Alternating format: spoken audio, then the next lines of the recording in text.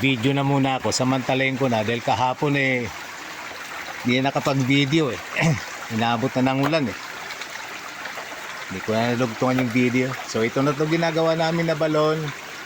Ito sipag itong kanina pa itong mga to dito ako kararating ko lang kaya inuna kong inatupag mag-video. Salbahes. Ayan, para makita ang ang development. Ayan,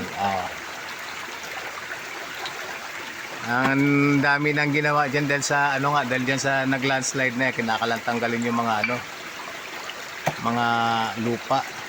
At ito nakalkal na rin namin to dito. Pagtiyaga na kahapon. Sana mas na to ngayon, mas mapapaganda na at may nakaredy na rin dalawang supot na simento. Yan. At may masisimento na ito mamaya. Okay. Ikot natin ang camera. Hindi ko na makita ang aming team leader.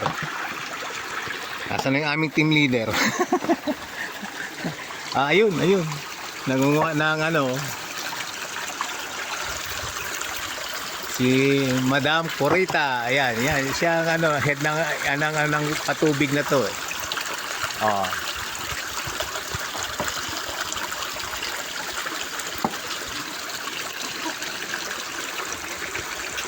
Ayan. So ito lang. Wala ko ng konting video para makita ang progress ng aming ginagawa. At di ko pa napasadaan yung isa pa pala na nahukay namin doon sa baba. Inukay ni Kurita na kaya lang sa ibaba kaya mahina ang pressure di makatawid sa bundok. Kaya itong kinakain nasa taas.